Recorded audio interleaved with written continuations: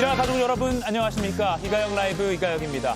국민의힘의 집안 싸움이 또 생중계됐습니다. 오늘 아침 당 최고위에서 지선 경선 후보로 나선 최고위원들이 각각 당 지도부를 성토하면서입니다. 장동혁 대표에 대한 사퇴 요구도 연일 나오고 있습니다. 잠시 후 짚어보겠습니다. 민주당 서울시장 경선 결과가 곧 나옵니다. 전현희, 박주민, 정원호 3명의 후보 중에 과반 득표자가 나와서 바로 최종 후보로 확정될지도 관심입니다. 결과가 나오면 방송 중에 속보로 전해드리겠습니다. 더 인터뷰에선 홍익표 청와대 정무수석이 출연합니다. 대통령 사진 금지 논란 후폭풍과 하정우 수석 재보궐 차출설 등 여러 현안 질문하겠습니다. 그럼 오늘 함께할 여야 해설위원 소개해드리고 백도 앵커의 브리핑으로 첫 번째 이슈 보겠습니다.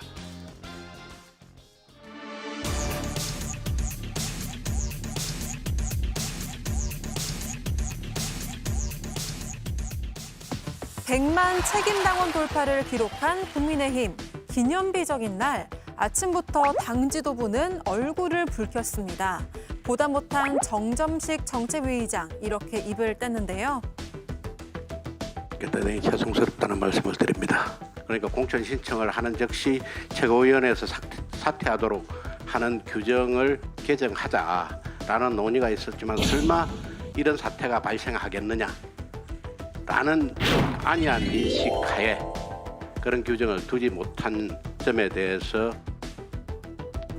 공개석상에서 벌어진 설마 했던 이런 사태, 바로 이 장면을 두고 한 말입니다. 대표님 경기도로 주소 이전하셨나요? 왜 이런 조롱을 우리가 받아야 됩니까? 이철우 후보에 대한 심각한 건강 문제를 중앙당이 검증하고 발표해 줄 것을. 공천 불만과 상대 후보 비난까지. 장동혁 성토장이 벌어졌던 월요일에 이어서 또 한 번 충돌한 국민의힘. 일주일에 2번 있는 최고위원 회의. 월요일에는 장동혁 대표가, 오늘은 송원석 원내대표가 자리를 뜨는 웃지 못할 일이 벌어지고 있는데요. 최강의 멘탈, 최강의 안면을 가진 사람이 대단히 잘못 배운 것이라고 밖에 볼 수가 없어요. 그냥 깔아뭉개고 앉아있는 거예요. 하여튼 최강입니다. 최강 멘탈로서는. 이미 배가 기울어져서 침수가 시작되었는데 네. 그냥 배만 남아 있으라고 한 세월호 선장과 뭐가 다릅니까? 아침부터 생중계된 국민의힘의 집안 싸움에 보수 정당 최초 100만 책임당원 돌파는 가려졌습니다. 예, 100만 책임당원 국민의힘으로서는 당 역사 중에 굉장히 소중한 날인데 언론은 그보다 아수라장이라는 평가를 많이 하고 있습니다. 역시 아수라장 평가를 받은 사흘 전 국민의힘 인천 현장 최고위 2탄을 연상케 하는 장면이 오늘 벌어진 건데요. 양향자 최고위원은 공개석상에서 경기지사 공천에 대한 불만을 토로하면서 당 지도부를 이렇게 강도 높게 비판했습니다. 추가 공모를 앞두고 일부 당 지도부와 공관위에서 흘러나오는 말은 엽기적이고 기이하기 짝이 없습니다. 지명도가 있어야 한다. 기업인을 찾는다. 반도체 전문가를 찾는다. AI 전문가가 좋겠다. 장동혁 대표께서 임명한 반도체 AI 첨단산업위원장을 두고 이 무슨 회개한 말입니까? 예, 김유정 의원님. 네. 일단 메시지와 그 내용과 그리고 저걸 최고위에서 했다는 것과 두 가지로 좀 살펴봐야 될 것 같아요. 일단 어떠세요? 내용에는 공감이 되십니까? 내용은 예. 일단 양양자 최고위원의 경우에는 조금 개인적으로는 억울한 측면이 있을 것 같아요. 예. 왜냐하면은 거기는 지금 2명의 후보가 예비후보 등록을 했고 그런데 지금 추가 공모를 10일부터 12일간 또 하겠다는 거잖아요. 예. 그러니까 이 예비후보 기등록한 두 후보들로서는 답답할 수밖에 없겠죠. 그런데다가 본인을 장동혁 대표가 임명한 AI 반도체 특별위원장을 임명을 해놓고 지금 얘기 나오는 것은 AI 전문가를 찾는다, 반도체 전문가를 찾는다, 예. 또 무슨 이성배 전 대변인인가요? 데려온다, 이런 예. 얘기들이 나오고 있으니까 참 답답하고 화도 많이 났을 거예요. 그런데 아마 지금 국민의힘의 공천 파동을 곳곳에서 일어나고 있는데 할 말 많은 후보들이 얼마나 많겠습니까? 그런데 이분들은 지금 특권을 가지고 얘기하고 있는 거 아니에요. 선수들이 심판까지 보면서 나 이렇다라고 지금 성토하고 있는 거잖아요. 지도부 면전에서. 그런데 다른 후보들은 그럴 기회가 없지 않습니까? 그러니까 공천 자체가 과정이 아무리 공정하지 않다고 하더라도 예. 다른 후보들하고의 또 형평성에 어긋나는 상황이 벌어지고 있는 것이기 때문에 정말 이 집안 싸움이 점입가경이다라는 생각이 들었고요. 개인적으로 억울할 수 있겠지만 지금 이렇게 공식적인 회의석상에서 그런 얘기를 하는 게 문제 제기하는 게 맞는 것인가 답답함은 이해하지만 전혀 맞지 않다라고 생각하고요. 예. 그래서 앞으로는 지금 인천 현장 최고위 한 번 하고 지금 안 하고 있잖아요. 예. 최고위 자체를 안 열지 않을까. 어. 장동혁 대표가 이런저런 본인에 대한 질타가 쏟아지니까 뭐 그런 생각도 해보게 되네요. 네. 같은 당의 홍석준 의원은 오늘 아침의 장면 어떻게 보셨습니까? 예, 일단 양영자 최고가 답답한 거는 뭐 충분히 이해갑니다. 네. 그리고 사실은 뭐 당에서 이렇게 경기지사를 먼저 예비 후보로 있는데도 불구하고 추가적으로 공모한다는 자체가 참 굉장히 좀 좋지 않은 상황이고 해당 당사자는 참 답답할 수밖에 없는 것이죠. 그런데 사실 양영자 최고가 뭐 반도체 전문가이기도 하지만 사실 당에서 지금 추가 공모를 통해서 사람을 찾는 이유는 결국은 인지도 내지는 지지율이 지금 상대 후보와 이제 비교해서 더 그래도 좀 상대적으로 좀 높아서 좀 경쟁이 될 만한 사람을 찾을 수밖에 없기 때문에 뭐 예. 반도체 전문가다, AI 전문가다 이것은 하나의 어떤 뭐 요인이 하는 것 같고 그래서 결국은 이런 이야기는 충분히 할 수가 있는데 문제는 본인이 당사자라는 거죠. 본인이 당사자로서 최고 결정기구인 최고위원으로서 최고회의에 사는 게 맞는가? 그것은 결국은 이제 심판과 선수를 겸할 수밖에 없는 이런 상황에서는 자기 이야기를 하니까 결국은 그 합리성과 그리고 설득력이 떨어질 수밖에 없는 겁니다. 네. 김재원 최고도 마찬가지고 조금 전에 또 앞에 화면에 나왔지만 또 조영 의원도 저런 식으로 이야기를 만약에 본인이 당사자가 아니면 충분히 당의 원로로서 쓴소리를 할 수가 있지만 본인이 당사자가 되니까 결국은 당을 위해서 쓴소리하는 것이 아니라 다들 본인의 욕심 때문에 이런 이야기를 한다. 이런 어떤 이야기가 될 수밖에 없는 것이죠. 그래서 지금 국민의힘이 지금 참 여러 가지로 지지율 떨어지고 어려워진 가장 큰 배경은 결국은 당보다는 본인의 입장에서 이야기를 좀 강하게 하다 보니까 결국은 당이 이렇게 흔들거리는 것이 아니냐. 그리고 결국은 또 그 배경 속에는 또 시스템이 여러 가지로 좀 문제가 있다. 최고위원은 당연히 공천 혹은 공천 이전에 사퇴를 해야 되는데 계속 예. 한다든지 이런 시스템적인 여러 가지 또 미비한 점도 이런 당의 어떤 흔들거리는데 큰 또 원인이 되는 것 같습니다. 그 시스템, 그러니까 선수가 최고위원회라는 심판석에 앉은 이 꼴, 방금 언급하셨지만 김재원 최고위원도 경선 상대 경북지사 레이스를 달리고 있죠. 이철우 경선 후보를 향해서 공세를 바로 최고위원회의에서 이어갔습니다. 들어보시죠. 이철우 후보께서는 지방 인터넷 언론사를 입막음하기 위해 불법 보조금을 지급한 업무상 배임 혐의로 경찰의 수사를 받고 공직선거법 위반 혐의로 역시 검찰에 송치되어 있는 것입니다. 이철우 후보에 대한 심각한 건강 문제를 중앙당이 검증하고 발표해 줄 것을 예, 정광재 의원님. 예. 그러니까 최고위원회라는 성격을 봤을 때 상대 후보에 대한 일종의 비판성 발언을 이렇게 하는 게 정상적인가요? 이게 2015년 7월에 예. 당시 새누리당 최고위원회를 두고 언론에서 봉숭아 학당이라고 했거든요. 아, 예. 당시에 당내 갈등이 있었습니다. 박근혜 대통령 시기인데 원내대표였던 유승민 의원에 대해서 최고위원이었던 김태호 의원이 그 자리에서 사퇴하라 이렇게 요구를 하면서 당시 당대표였던 김무성 대표가 자리를 박차고 일어나는 그런 모습이 있었고 언론에서 평가하기를 봉숭아 학당이라고 했는데 예. 딱 11년 지난 지금 비슷한 모습들이 연출되고 있는 것은 그만큼 지금 국민의힘이 제대로 돌아가지 않고 있다라는 것을 방증하고 있다고 봅니다. 오늘 김재원 최고위원이 한 말은 이 최고위원회의에서 하기에는 대단히 부적절한 얘기였다고 생각합니다. 더군다나 상대 후보의 건강 문제를 이런 공식적인 당 최고 의결 기구 내에서 얘기한다는 것은 저는 뭐 이른바 TPO가 전혀 맞지 않는 발언이었다고 생각하고 예. 당장 이 발언이 나오자마자 이철우 의원은 김재원 최고위원 후보자 박탈해야 된다라고 예. 그 갈등이 더 확대 재생산되고 있는 거잖아요. 이런 것들이 재발되지 않도록 뭐 당에서 어떤 조치가 나와야 하지 않을까 생각하고 양양자 의원 같은 경우는 상대 후보를 두고 한 얘기는 아니에요. 본인 얘기인데 본인이 아니라 다른 사람의 입을 빌어서 했더라면 충분히 더 설득력이 있는 말이었을 텐데 본인이 본인 얘기를 하니까 약간의 그 진정성 이런 부분에 대해서 인식하기가 어려웠지 않나 싶습니다. 예, 김재원 최고위원의 주장에 대해서 이철희 경북지사 예비 후보가 인신 공격성 발언 이어간 거다. 경선 자격 박탈하고 최고위원회에서 제명해야 된다. 이렇게 또 입장을 냈다는 점도 반론권 차원에서 소개해 드립니다. 김용남 의원께는 이렇게 좀 질문을 드려볼게요. 며칠 전에 오세훈 서울시장이 언론과 인터뷰에서 그 인천 최고위에서의 그 난장판이 네. 계속 이어질 거다라고 했는데 그 말이 정말 예언대로 오늘 이렇게 이어졌거든요. 예. 앞으로 계속 될까요?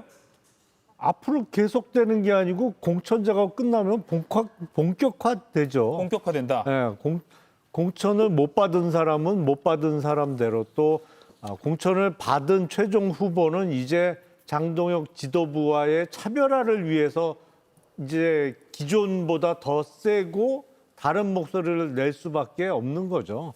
근데 지금 국민의힘 모습이 2015년도에 언론에서 봉숭아 학당이라고 표현했던 모습이 재현되고 있다고 말씀하셨는데 네.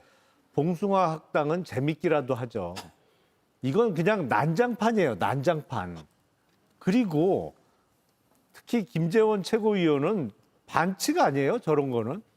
경쟁하는 당내 후보의 어떤 문제를 특히 건강 문제를 최고위원 회의에서 공개석상에서 이렇게 발언하는 거는 이건 조금 선을 넘어도 너무 넘은 것 같은데요. 그러니까 상대 후보에 대한 네거티브, 뭐 선거전에서는 흔히 나옵니다만 그 네거티브도 후보 본인 입으로 직접 하는 경우는 매우 드물죠. 왜냐하면 그 네거티브를 후보가 본인 입으로 직접 하면 좋게 안 보이거든요. 예. 그래서 캠프의 다른 사람 아니면 도와주려고 하는 사람, 다른 사람을 통해서 상대 후보에 대한 공격을 하는데 본인 입으로 그것도 최고위원이라는 지위를 이용해서 저렇게 직접 하는 거는 글쎄 그렇게 급한가요? 그래도 룰은 지켜가면서 경선을 해야겠죠. 아무래도. 봉숭아학당. 요새 20대 초반 유권자들은 봉숭아학당 그 개콘을 안 보고 자랐으니까 뭔가 새로운 조우가 필요할 것 같은데 모르겠습니다. 코미디 프로그램 제가 한번 지켜봐야겠네요. 아무튼 오늘 저희는 집안싸움이라는 네이밍을 붙여봤는데 봉숭아학당 말고 더 좋은 거 있는지 지금 혹시 유튜브로 보신 분들은 댓글 달아주시면 제가 보겠습니다. 오늘도 굳은 얼굴로 소란을 지켜보던 장동혁 대표. 지선 승리를 위해서 절제와 희생도 필요하다 이렇게 사퇴 수습에 나섰지만 쉽지 않은 듯합니다. 송원석 원내대표 등 일부 참석자들이 항의를 하면서 회의장을 나가버리기도 했고요. 또 한 번 그래서 아수라장이라는 언론의 평가를 받았습니다. 그리고 정점식 정책위 의장이 당원들께 사과드립니다라고 굉장히 무거운 목소리로 공천 신청 즉시 최고위원회에서 사퇴하도록 규정을 했어야 되는데 우리가 설마 이런 일이 발생하겠냐 그런 안이한 인식 때문에 안 했는데 이 말을 돌려보면 설마 이런 일이 발생한 거잖아요. 홍 의원님. 네. 그러면 빨리 뭐 당에서 조치가 나올까요? 근데 당원 단계를 고치는 게 또 쉬운 일은 아니잖아요. 아니 근데 뭐 지금은 고쳐봤자 별 실익이 없죠.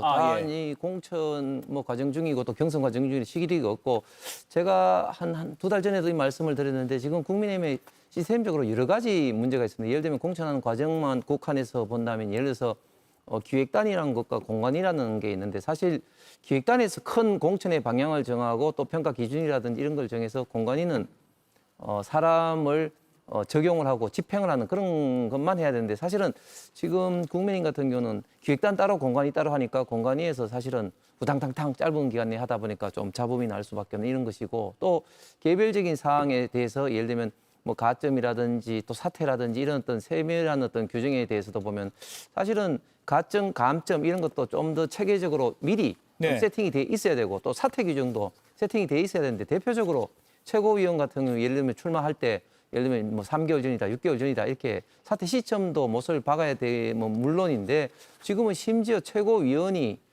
경선 주자로 지금 뛰고 있기 때문에 이런 이야기를 김재원 최고처럼 막 할 수밖에 없는 그런 어떤 상황입니다. 그래서 사실 설마 이런 어떤 이야기를 했는데 사실은 사람이 급하다 보면 좀 뭐 이야기를 합니다. 그래서 그런 아무리 개인적으로 급한 상황이라더라도 규정으로 딱 제한을 이제 하게끔 해야 되는데 그런 것을 못한 게 큰 어떤 실수인 것 같고, 그럼에도 불구하고 지금 김재원 최고 같은 경우는 특히 이철우 경쟁자, 이철우 현재 지사의 건강 문제까지도 중앙당에서 뭐 체크해보라.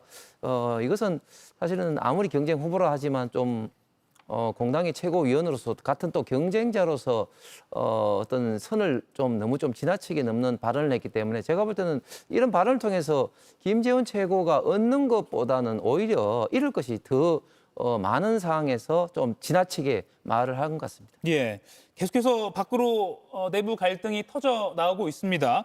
장동혁 대표에 대한 책임론 역시 분출이 되고 있는데요. 장동혁 사퇴를 촉구했던 주호영 국민의힘 의원, 당내 최고참입니다. 오늘도 장 대표를 향한 강도 높은 비판을 이어갔습니다. 오늘 이렇게 말했습니다. 역대 당대표 중에서 최강의 멘탈, 안면을 가진 사람이다. 정치를 대단히 잘못 배웠다라고까지 말했습니다. 김정 의원님. 네. 정치를 대단히 잘못 배웠다라고 육선 의원이 당대표에게 이야기를 했습니다. 굉장히 이것도 뭐 봉숭아학당일 수 있는데 장 대표는 이 상황을 당연히 인식은 하고 있을 거 아니에요. 근데 심각하게 생각 안 하니까 지금 전혀 변화가 없는 게 아닌가라는 생각도 하게 돼요. 예. 그 지금 최고위에서 뭐 이런 모습도 사실은 그 장동혁 지도부가 무너질까봐 그 규정을 고치지 못한 게 아닌가라는 생각도 들거든요. 왜냐하면은 지방선거 한참 전에는 뭐 신동국 최고위원도 서울시장 뭐 나간다는 설도 있었고 여기저기서 이제 그 출마설들이 있었기 때문에 이러다가 최고위원들 출마 때문에 장동혁 지도부가 붕괴되는 거 아닌가라는 우려 때문에 고치지 못한 것도 있었다고 생각해요, 저는.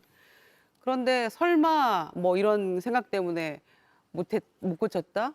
아니 설마 했던 계엄도 하지 않았습니까? 그런데 무슨 이 규정이 설마예요. 그러니까 그런 그 내면에 깔린 그 장동혁 대표의 우려가 있었기 때문에 규정을 안 고친 게 아닌가 이런 생각도 하게 되는데 주호영 의원이 이렇게 강도 높게 비판을 한 것은 다 구구절절 저는 뭐 바른 말들이라고 생각을 합니다. 그런데 아무리 얘기해도 공허한 메아리처럼 예. 대답 없는 메아리가 되고 있잖아요. 그러니까 이 심각성을 과연 알고 있는 것인지 지금 뭐 다른 방송에 나가서는 이제 지방선거 이후에 뭐 당명도 바꾸고 뭐도 하고 이런 색깔도 얘기들을 바꾸고. 오히려 하고 있잖아요. 예. 아니 그거를 지금 했어야죠.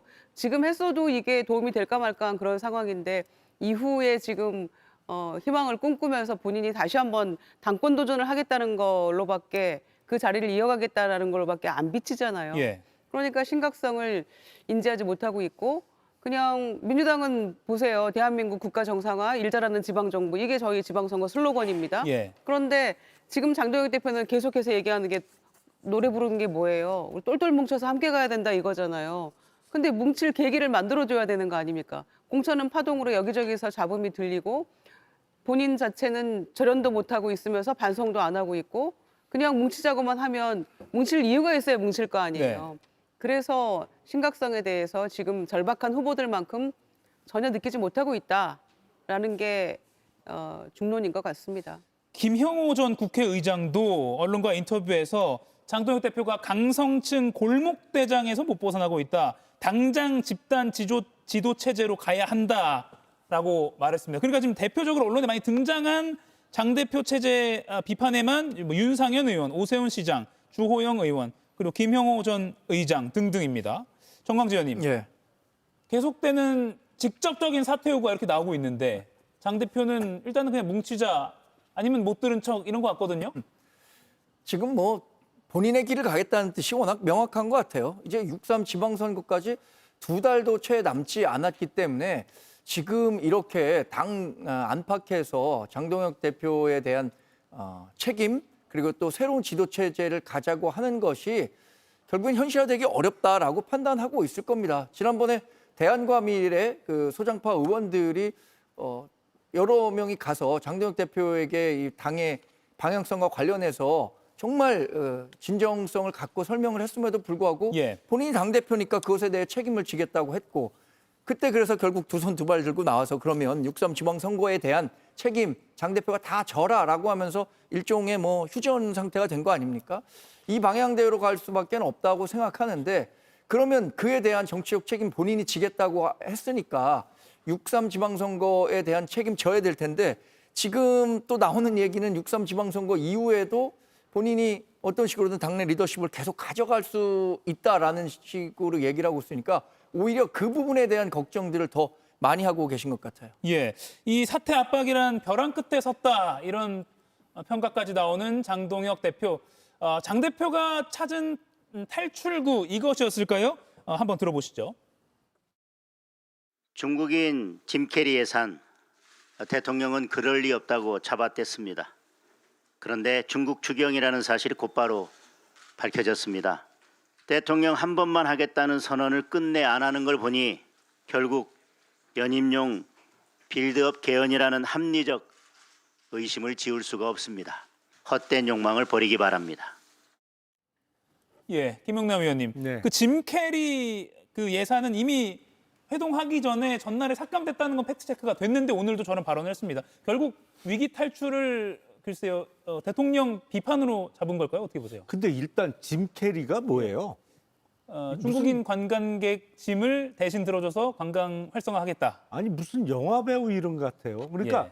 짐은 한국말인 것이죠. 그러면 그렇죠. 짐 뭐 운반 예산을 하든지 그렇죠. 아니면 영어를 쓰려면 뭐 배기지 캐리 서비스 예산이라고 하든지 뭘 어렵잖아요. 일관성이 있어야 되는데 한국말하고 영어 단어를 바로 붙여서 써버리니까 짐 캐리가 도대체 뭐 미국 영화 배우를 얘기하는 건지 의미도 정확하게 파악이 안 되는데 예. 이미 끝난 얘기 왜 또 하나요? 그 5억이잖아요. 사실은 306억 원이 전체가 그런 어떤 짐을 운반해 주는 데 소요되는 예산인 것처럼 들리게 이야기를 했습니다만 사실은 5억 원이 예산안에 들어있다가 이미 벌써 상임위 단계에서 삭감이 됐단 말이죠. 그러면 이미 끝난 얘기잖아요. 그러니까 당 대표가 아무리 할 얘기가 없더라도 할 얘기가 없으면 그냥 입 다물고 안 하면 되는 거지. 전혀 상황과 어울리지도 않는 이미 다 정리된 얘기를 공개석상에서 또 발언하는 거는 이상하고 요새 보니까 장동혁 대표가 뭐 유튜브 채널 개설했잖아요. 그래서 서울 시내 주유소에서 주유 직원으로 아르바이트하는 거 찍었던데 네.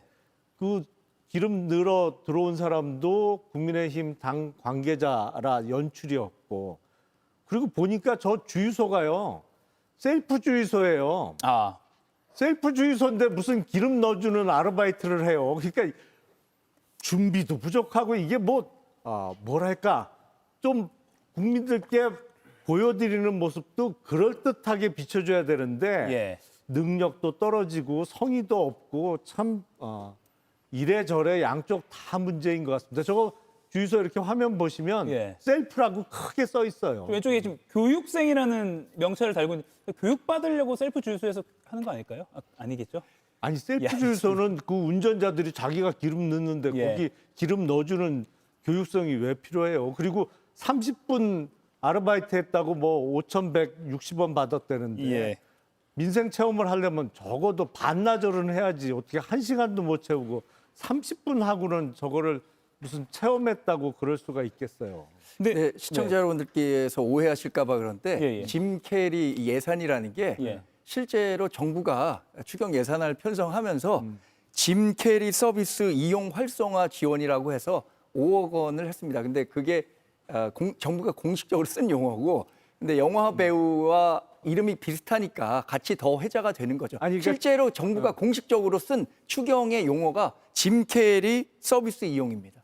아니 영어로 다 쓰던지 한국말로 아니 다 그 정부가 한 얘기라니까요. 그러니까 뭐 그렇게 우리 써요, 국민의힘에서 이거를. 한 것이 아니라 예. 정부가 그 추경안 편성하면서 편성 내용을 얘기할 때 짐 캐리라고 했던 겁니다. 네.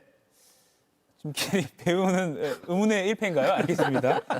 이 현수막 사진 하나 좀 띄워주시죠. 이거는 이제 홍석준, 김의정 의원께 짧게 그냥 해석을 좀 여쭐게요. 이 사진이 많이 돌아요. 이게 뭐 저희가 특정 뭐 지역구나 이게 중요한 게 아니라 잘 보면 국민의힘 인데 국민의힘 의원이 건 거고 당협위원장이 건 건데 파란색을 썼거든요. 그래서 이게 혹시나 당 색깔을 지우기 위한 것 아닌가? 뭐 여러 가지 해석이 나오더라고요. 이거는 어떻게 보세요? 그러니까 민주당 정책을 비판하기 위해서 파란색을 쓴 것인가? 아니면 뭐 실수한 것인가?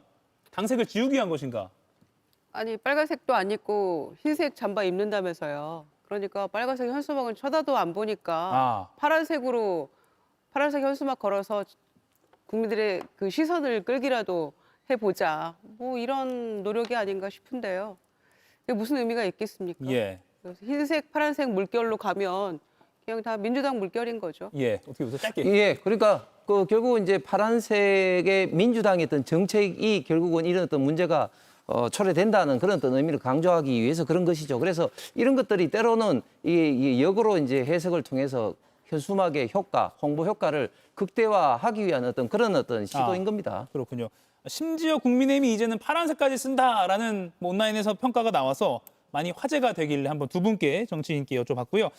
참고로 이제 다음 주 14일부터는 장동혁 대표가 미국을 방문한다고 합니다. 미국에 가서 뭐 2박 4일 일정으로 의회 방문을 하고 여러 가지 친교 활동을 한다고 하는데 이 행보를 두고도 혹시 지방에 불러주는 데 없으니까 미국 가는 거 아니야? 이런 해석까지 나오더라고요. 요거는 다음 주에 장 대표가 가면 또 저희가 다뤄보도록 하겠습니다.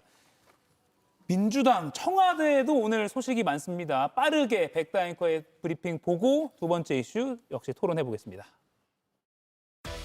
청와대 요청이라고 이렇게 말씀드리기는 좀 어려울 것 같은데 일단 뭐 당에서 지금 하고 있는 문제라서 제가 뭐 어떻게 좀 설명을 드리기는 어려울 것 같습니다. 그래. 지난 주말 민주당 후보들에게 공유됐던 조승래 사무총장 명의의 이재명 대통령 취임 전 사진 사용 금지 지침 여전히 계속되고 있습니다. 실제로 청와대나 여기에서 굳이 그거를 막 강제할 필요는 없는 거거든요. 그건 사용하는 민주당 후보자들이 정상적이고 사실관계에 맞춰서 쓰면 되는 건데 그걸 규제한다라고 하니까 좀 문제가 있지 않았나. 조승래 총장과 하정우 청와대 AI 수석의 만남 이후 청와대 참모 차출론도 이어지고 있는데요. 오늘 처음 열린 국민경제자문회의, 이 대통령은 하 GPT를 향해 이렇게 말했습니다. 우리 하정우 수석이 이걸 맡고 있는데 하 GPT 요새 이렇게 할 일이 많은데 누가 작업 들어오는 것 같던데? 작업 들어온다고 넘어가고 그러면 안 돼요. 공천 속도전 중인 민주당, 잠시 후에는 서울시장 후보 윤곽이 드러납니다. 네, 전현희, 박주민, 정원호 3명의 민주당 서울시장 경선 후보 중에 누가 최종 후보로 올라갈지 또는 결선까지 갈지 잠시 후에 발표가 되니까요. 저희 방송 중에 나옵니다. 방송 중에 저희가 속보로 빠르게 전해드리도록 하겠습니다.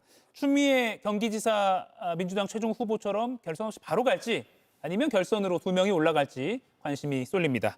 자, 그러면 며칠 전에 조승래 민주당 사무총장의 명의로 당내 경선 후보자들에게 내려진 당의 지침, 이 대통령의 모든 사진이 아니라 취임 전의 사진을 선거에 활용하지 못하도록 하는 그 내용이 골자였습니다.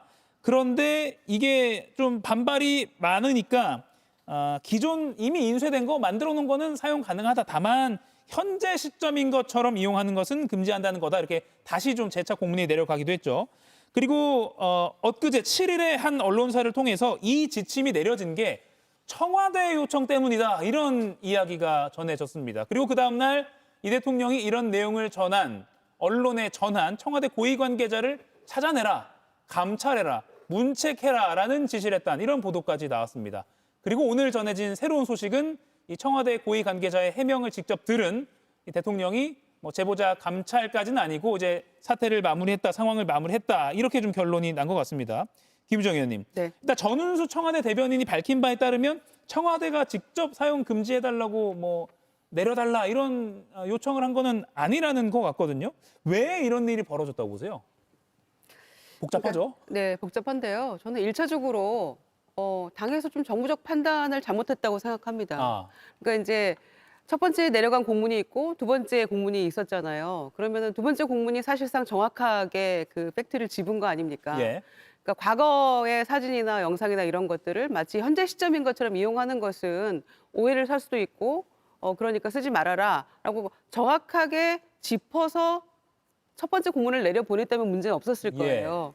그런데 첫 번째 공문에서는 대통령과 함께 찍은 사진이나 영상 이런 취지로 얘기를 하니까 그러니까 당대표 시절이라 할지라도. 그러니까 지금 대통령 말씀대로 아니 인기가 지지율이 높으니까 그 사진들 홍보물에 쓰려고 하는 것이지라는 대통령 말씀이 맞는 말씀 아닙니까? 그러니까 장동혁 대표하고 사진 찍어서 홍보물 시켰다는 국민의힘 후보 있어요 지금? 그것과 마찬가지로 최고의 홍보물이 될 수 있는 거죠. 아니 돈은 묻고 말은 풀으라고 했는데 공직선거법의 어떤 의미가 취지가 그런데 이 홍보물을 쓰지 못하게 한다는 게 말이 되느냐. 이미 현수막도 막 걸고 개소식한 예비 후보들도 있고 명함도 돌리고 있잖아요. 그런데 이걸 쓰지 말라는 게 이게 말이 되느냐라는 전국의 아우성이 있었을 거 아닙니까? 그러니까 다시 내려보낸 공문에서는 콕 찍어서 시점을 지금인 것처럼 이렇게 명확하게 얘기를 했어요. 그러니까 애초에 그렇게 했어야 했다고 생각하고요. 그런데 더 문제는 이게 청와대에서 요청이 먼저 있었던 거다라는 그 얘기 때문에 이게 문제가 더 커진 거 아닙니까? 아니 그러면 이게 말이 되느냐. 대통령과 함께한 사진은 누구라도 쓰고 싶어 할 텐데 후보들이 이게 정확한 거냐 지금? 라고 재차 묻고 확인을 했어야 된다고 저는 생각해요. 그런데 그런 절차가 있었는지는 모르겠습니다만 엄청나게 커뮤니케이션 미스가 됐던 거라고 저는 생각하고요. 당에서 아니 이게 말이 되냐? 라고 정무적 판단을 애초에 했어야 되는 게 아닌가 저는 이렇게 보고요. 그래서 뭔가 소통이 확실하게 안 됐거나 아니면 당에서 확대 해석을 했거나 전 둘 중에 하나라고 생각하는데 1차적인 책임은 저는 당에 있다고 생각합니다. 김영남 의원 보시기에는 이 대통령은 어제 MBC 보도에 따르면 참모진을 향해서 아니 대통령 지지율이 높으면 쓰지 말라고 해도 활용하고 지지율 낮으면 쓰라 해도 안 쓴다. 이거 후보자들한테 일종의 협박으로 느껴졌을 것이라며 민주당의 이 최초 공지에 대해서는 좀 성토한 그런 목소리를 냈다라는 게 MBC의 보도였거든요. 그래서 명청 갈등으로 또 보는 시각도 있습니다. 김영남 의원 어떻게 보십니까? 그러니까 사실은 그런 시각이 분명히 존재하기 때문에 더 조심해야 되는 거죠. 당에서. 그러니까 1차 공문 같은 거를 내려보내기 전에는 거듭 확인을 해서 오해 소지가 없었어야 되는데 그 1차 공문의 내용은 정말 제가 봐도 이상해요. 아니 세상에 역대 선거 중에 여당 후보들은 대통령의 인기가 높을 때는 다 현수막이고 홍보물이고 대통령 사진을 다 큼지막하게 실어서 선거운동을 했는데 그게 현직 대통령일 때 찍은 사진만 쓴 경우는 거의 없거든요. 현직 대통령 취임하고 나면 사진 찍을 기회가 없잖아요. 많이 없죠. 당대표나 정치인으로 아니면 대선 때 후보로 활동할 때 같이 찍은 사진들을 주로 쓰는 건데 그걸 못하게 하는 거는 이상하다. 이럴 리가 없는데 했는데 역시 이제 사고가 터진 거예요. 그래서 더 조심해야 되는 거고 대통령 입장에서는 당연히 본인 입장에서 황당하죠. 이게 6.3 전국 동시 선거인데 거기에 대통령과의 사진 특히 현수막 같은 게 거리에 쫙 깔리는 거를 그걸 싫어할 이유는 없잖아요. 그러니까 화가 날만 합니다. 이번 건. 이번에는 야당의 시각을 좀 들어볼게요. 정강진 의원부터 한번 들어볼까요? 일단 청와대와 이재명 대통령은 분리해서 볼 필요는 있는 것 같습니다. 이재명 대통령은 그런 사진 쓰면 안 된다라고 직접적인 지시를 하지 않은 것은 분명해 보여요. 그러니까 자신 있게 그거 내 뜻 아닌데 누가 이 얘기를 전달한 거냐 색출해 봐라라고 좀 다소 강압적으로 얘기를 한 거죠. 그런데 그 이재명 대통령을 보필해서 일하는 청와대의 비서관급 이상 인사 가운데는 이게 자칫 문제가 될 수도 있다라는 점을 지적했을 것 같아요. 결정적인 계기가 된 것은 지금 나오는 후보가 4년 전에 나온 이재명 대통령의 지지 영상을 가지고 현 시점에서 아직도 본인을 지지한 것처럼 비춰질 수 있으니까 이런 것들은 제재해야 한다라는 문제의식을 가졌을 것 같습니다. 그래서 이 보도 전체가 청와대에서 민주당의 그런 뜻을 전달했다라고 한 것은 문제가 없다고 생각합니다. 그 이재명 대통령의 뜻은 아니라는 것은 알겠어요. 근데 이게 더 큰 문제가 되는 것은 지금 민주당과 청와대 또 이재명 대통령 간의 역학관계와 관련해서 자꾸만 다른 뒷말을 낳기 때문이라고 생각합니다. 이른바 명청 갈등이라는 게 있는데 이재명 대통령은 본인과 친하다는 것을 이번 선거에서 잘 활용해서 당선되고 싶은 사람들 많을 텐데 왜 그걸 못 쓰게 하지? 이런 식의 문제의식을 갖고 있을 수 있고 그게 자칫 이게 당에서 나를 견제하는 건가? 그러니까 이게 원래대로라면은 크게 예. 문제가 되지 않을 수 있는데 이런 미묘한 역학 관계 때문이라고 볼 수 있고 이재명 대통령 뭐 국정 지지도 높고 전반적으로 뭐 잘한다는 평가가 높은 건 사실입니다만 과거 이제 다른 대통령의 임기 초반과 비교해 봤을 때는 예. 당에 대한 장악력은 좀 약한 것 아닌가 이런 것들 때문에 이게 자꾸만 더 확대 재생산되고 논란이 되는 것 아닌가 이렇게 보고 있습니다. 예, 홍석준 의원 어떻게 보십니까? 예, 이런 논란 일어나는 자체가 상당히 의아하죠. 왜냐하면 대통령 선거 다음 날 일어나는 지방선거는 사실은 지방선거에 출마하는 여당 후보자들은 누구나 다 대통령과의 어떤 인연을 강조하기 마련입니다. 왜냐하면 예. 이제 대통령을 통해서 예산을 이렇게 받을 수 있다 이런 식으로 강조하는 것이 주민들에게 설득할 수 있는 가장 강력한 좀 인기 포인트가 되는 것이죠. 그렇기 때문에 뭐 너나 나나 다 쓸 수밖에 없는데 특히 집권 여당 입장에서는 대통령이 지금 지지율이 높다. 이건 굉장히 좀 중요한 포인트죠. 그럼에도 불구하고 당에서 오히려 쓰지 마라 이렇게 한 것은 누가 보더라도 도저히 뭐 이해할 수 없는 황당한 이야기고 뭐 1차, 2차 공문의 내용이 다르다 하지만 2차 공문도 역시 황당하다고 생각합니다. 왜냐하면 대통령 임기 출발하기 전에 당 대표 때 그런 거 쓰는 게 뭐가 잘못입니까? 그래서 저는 이런 논란 일어났다는 자체가 지금 명청 간에 그리고 청와대와 민주당 간에 있던 갈등이 고스란히 지금 드러난 것이다. 그리고 이재명 대통령이 불쾌하게 생각하는 이유도 결국은 지금 경선 과정에서 본인의 영향력을 줄이기 위해서 자꾸 정청래 대표를 중심으로 해서 당에서 이런 어떤 조치들을 마련하는 것이 아닌가 이런 어떤 생각에서 당연히 어떤 감찰 지시라는 그런 어떤 발언도 있었던 것 같고 예. 그런데 현장에서 이렇게 보면은 결국은 이런 것들이 고스란히 민주당 진영 내에서도 지역 내에서도 지금 드러나고 있기 때문에 더더구나 이제 경선하는 과정에서는 과연 누가 정청래 어떤 대표하고 가깝냐, 대통령하고 가깝냐 이런 것들이 결국은 더 촉발될 수밖에 없는데 이런 어떤 사진도 그러한 어떤 갈등의 어떤 연장선상에서 지금 계속해서 문제가 커지고 있는 것 같습니다. 예, 이게 사실은 그렇게 커질 문제는 아닐 수 있는데 모르겠습니다. 계속 언론 보도가 좀 나오고 그거에 대해서 그 보도나 또 어떤 전원이 좀 오류가 있고 하다 보니까 계속해서 오늘까지 이렇게 이어지는 것 같습니다. 잠시 후에 홍익표 청와대 정무수석도 출연을 하니까 이 사안도 한번 직접 물어보도록 하고요. 또 최근에 정치권을 뜨겁게 달구고 있는 하정우 영화배우 아니고요. 청와대 AI 수석의 부산 북구 갑 차출론. 이재명 대통령이 오늘 공식 석상에서 직접 언급을 했습니다. 그리고 그 언급을 전해들은 정청래 민주당 대표도 현장 행보 중에 이렇게 말했습니다. 들어보시죠.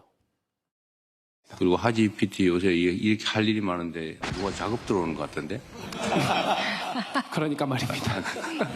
할 일도 많은데 작업 들어온다고 넘어가고 그러면 안 돼요. 할 일에 집중하겠습니다. 당의 그런 요청에 넘어가지 말라. 이게 농담으로 말씀하셨습니까? 그러면 저도 농담으로 말씀드리겠습니다. 얼마나 소중한 가치가 있는 분이면 당에서 요청을 하겠습니까? 예, 작업 들어오면 안 돼. 이게 사실 애정 어린 뭐 동생한테 말하듯이 그런 뉘앙스긴 했는데 의미는 꽤 굵직한 것 같습니다. 김용남 의원은 지금 보시는 이 대화 어떻게 해석하셨습니까? 아니 액면 그대로 해석하면 네. 지금 있는 청와대 AI 수석직에 전념하라는 취지로 들리는데 예. 글쎄요. 그러면 그 하정우 수석이 사실은 전재수 후보가 하정우라는 특정 이름을 거듭 언급을 했는데 특히 부산시장 출마 선언하는 자리에서 언급했을 때는 바로 부인을 했어야 되는 거 아닌가요? 절대로 출마 안 한다는 식의 어떤 답변을 내놨어야 되는 것 같은데 그런 게 전혀 없었단 말이죠. 그래서 출마하는 모양새구나 이렇게 받아들였는데 예. 조금 이제 헷갈리기 시작합니다. 저렇게 되면 막판까지 봐야 되겠는데요. 그러니까요. 그런데 또 정청래 대표도 계속 삼고 처리하겠다고 한 거 보면 어떻게 보십니까? 예, 저는 이재명 대통령 입장에서는 굉장히 불쾌할 것 같아요. 왜냐하면 사실은 지금 하정우 수석 같은 경우는 사실 이재명 대통령이 새로 만든 직제거든요. AI 수석. 그전에는 없었는데 그만큼 그 분야에 신경을 쓴다는 것인데 사실 이렇게 그 수석급의 인사를 차출할 때는 본인이 먼저 좀 이야기를 들어야 됩니다.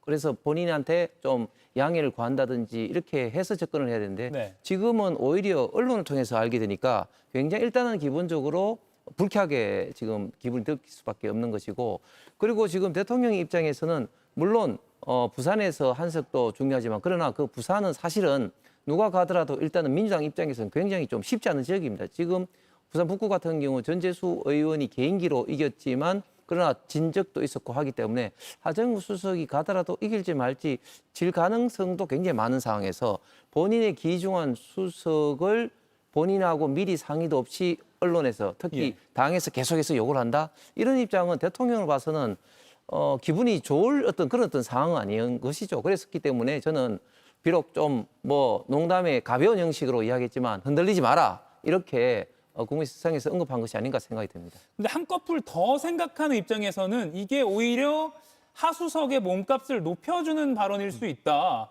정광진 의원께서 어떻게 보세요? 지금 대한민국 대통령과 대한민국 여당 대표가 서로 데려가겠다라는 어떤 그런 모양새가 돼서, 저도 그래서 최후의 승자는 하수석입니까? 아니 고도의 하수석 띄우기인가, 그러니까 하정우 수석 띄우기인가 이렇게 의심을 했어요. 뭐 그것은 이제 하정우 수석이 출마를 결정하게 되면 고도의 띄우기였다라고 해석이 가능할 거고, 출마를 안 하게 되면 이재명 대통령이 진짜로 진정성을 갖고 그러면 가면 안 된다라고 얘기했다고 생각하는데, 저는 오늘 이재명 대통령 발언이 있기 전까지는 하수석의 부산 북갑 출마 가능성이 거의 90% 넘었다고 봤거든요. 그동안 인터뷰를 통해서 하정우 수석이 했던 이야기만 놓고 보면 실제 정치인의 용어를 쓰기 시작하더라고요.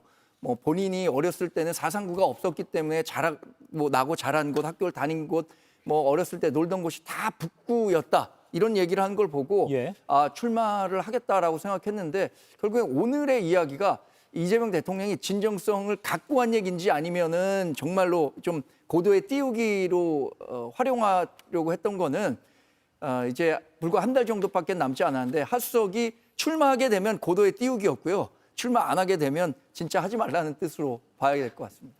김정희 의원 보시기에, 자, 정청래 대표가 그 아까 발언을 듣고 현장 행보 중에 하정우 수석이 얼마나 소중한 가치가 있으면 당에서 요청하겠냐라고 말하기도 했고, 또 어제 김부겸 전 총리 모시듯이 삼고 초려를 하겠다. 그러니까 지속적으로 지금 청와대를 설득해 보겠다라는 스탠스거든요. 그러면 김정희 의원님, 계속 대통령은 빼앗기기 싫어하는 것 같고 계속 설득하겠다. 근데 지금 하정우 수석에 대해서 이 언론도 그렇고 분위기가 이만큼 올라왔는데 갑자기 없던 일로 해요? 저는 그건 아닐 것 같고요. 둘째는 대통령이 언론을 통해서 이 사실을 알았을까요? 저는 그건 아닌 것 같아요. 전재수 후보가 얘기를 했을 때 이미 저는 뭔가 청와대의 귀뜸 내지는 얘기가 있었을 거라고 저는 생각을 하고요. 그다음에 작업이 들어오던데 넘어가면 안 돼요. 근데 넘어갈 것 같아요, 제가 보기에는. 그러면 나중에 대통령께서 넘어가지 말라고 그랬는데 넘어가 버렸네? 라고 얘기할 것 같아요. 그래서 저는 지금 전재수 후보로서는 오늘 이제 부산 발표도 납니다만 거의 후보로 저희 뭐 기정사실화 되고 있잖아요. 근데 그런 상황에서는 꼭 필요한 인물로 함께 시너지 효과를 내면서 마치 러닝메이트처럼 뛸 수 있는 그런 후보가 필요하다는 점에서는 저는 거의 분위기는 99% 이상 출마할 거라고 생각합니다. 넘어가면 안 된다고 했는데 승인 없이 넘어가진 않지 않을까요? 김영남 의원님, 전 하정우 수석이 어제 저희와 취재를 할 때도 인사권자의 결정이 지금은 없기 때문에 아무것도 결정된 게 없습니다라고 했고, 근데 오늘도 이렇고요. 근데 만약에 인사권자가 설득이 된다면 뭐 그거는 이제 가게 되는 거 아니겠습니까? 아니 사실은 역대 정부와 여당의 관계는 적어도 청와대 수석 정도를 어떤 당의 후보로 거론하기 시작하기 전에 사전에 사실은 다 전달도 하고 의중을 살펴서 얘기를 꺼내기 시작하죠.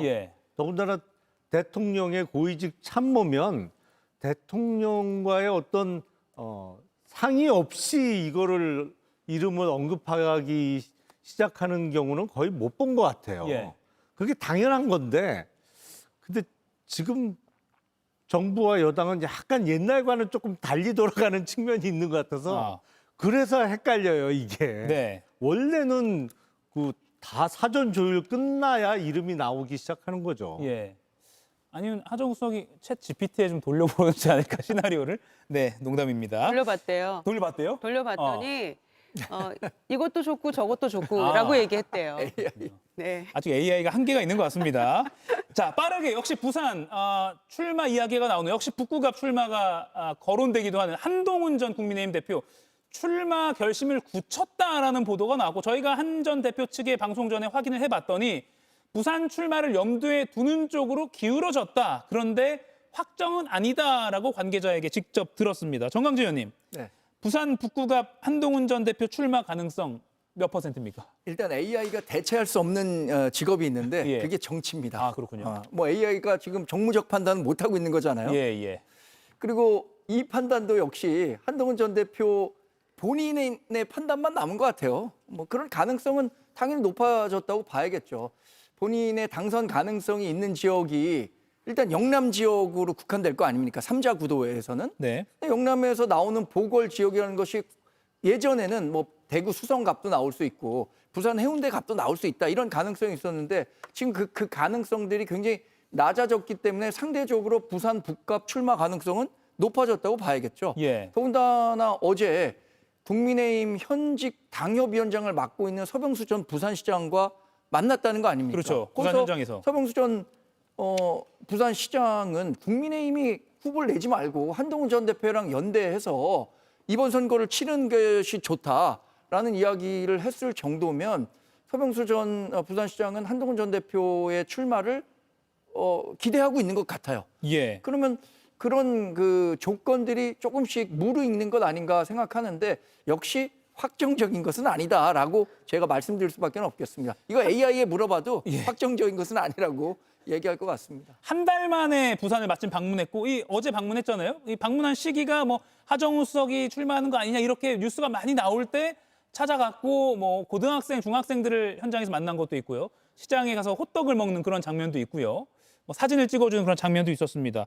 김유정 의원 보시기에는 대구보다는 부산으로 기울었다라는 평가는 어떻게 보세요? 방문까지 겹쳐지다 보니까. 예, 아니 그럴 수밖에 없는 게 예. 어디로든 무소속이니까 뭐 결정돼 다 그 재보선 지역이 난 후에 결정해도 되는 그런 그 무소속 프리미엄이 있잖아요. 예. 그런데 주호영 의원의 대구 수성갑의 경우에는 안 나갈 확률이 거의 저는 90% 넘었다고 생각하거든요. 그러니까 대구는 이미 선택지가 아닌 것 같고 그렇다면 부산 북구갑이 본인으로서는 가장 가능한 지역이다라고 보고 있는 것 같고요.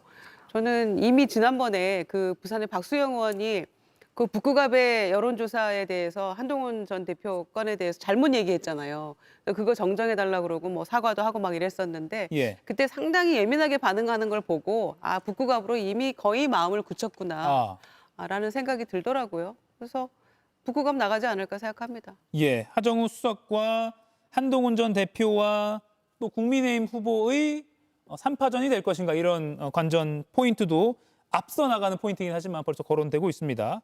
그리고요, 이제 한 20분 정도 후면 민주당 서울시장 경선 결과가 발표가 됩니다.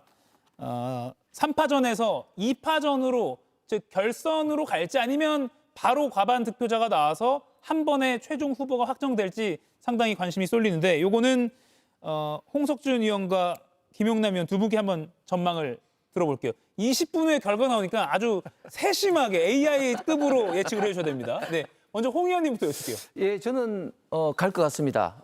왜냐하면 지금 막판에 정은호 후보 같은 경우 계속해서 뭐 실언이라든지 과거의 어떤 그 행동에 대해서 뭐 칸쿤부터 해서 과거 구청장으로서 했던 그 수의계획의 인것도 계속 나올 뿐만 아니라 이 점을 또 박주민 후보가 집요하게 토론이라든지 기자회견을 인걸 계속해서 물고 늘어지고 있기 때문에 막판에 지금 박주민 후보의 어떤 스포트가 좀 있다. 그래서 저는 결선으로 갈 가능성이 있다고 봅니다. 물론 뭐 경기도 같은 경우도 사실은 결선까지 가지 않겠나 또 예상을 했는데 예. 의외로 추미애 후보가 그냥 이겨버렸단 말이죠. 그래서 그렇죠. 과연 경기도처럼 갈 것인가 이런 어떤 생각할 수도 있는데 그런데 추미애 후보와 또 정원호 후보의 당원 어떤 영향력, 당원 어떤 장악력은 또 이야기가 또 다릅니다. 예. 그렇기 때문에 아마 결선으로 갈 가능성이 많다. 결국은 박주민 또 정원호의 어떤 결선 어떤 게임이 되지 않겠나 예상을 해봅니다. 예, 김용남 의원님. 경선을 치르다 보면 가점과 감점이 결정적으로 그 작용할 경우가 많거든요. 근데 경기도의 경우에는 많은 분들이 결선을 예상했는데 1위 후보가 가점을 받는 후보였단 말이에요. 예. 그러니까 여성 가점으로 자기 득표의 10%를 플러스를 받다 보니까 과반을 넘기는 경우가 된 것 같고, 서울시장 경선은 여성 후보인 전현희 후보가 지금 1위 후보는 아닌 것 같아요. 근데 여성 가점을 또 받게 되잖아요. 예. 그래서 1위 후보가 과반을 못 넘기는 경우가 될 것 같아요. 그래서 저는 결선이 치러지지 않을까라고 예상을 합니다. 예, 두 분 다 결선이 치러질 것이라고 예측을 하셨고요. 참고로 추미애 후보는 결과 발표 후에 여성 가점과 관계없이 압승을 했다라고 페이스북에 글을 올리기도 했습니다. 나가시면서 뭐 500원씩 두고 가시죠. 예, 결선 갈까 바로 갈까. 예, 한번 지켜보도록 하겠습니다. 방송 중에 나오니까요. 저희가 바로 속보로 전해드리겠습니다. 네 분과의 토론은 여기서 마무리하고요. 저는 홍익표 정무수석 인터뷰로 이어가겠습니다. 고맙습니다.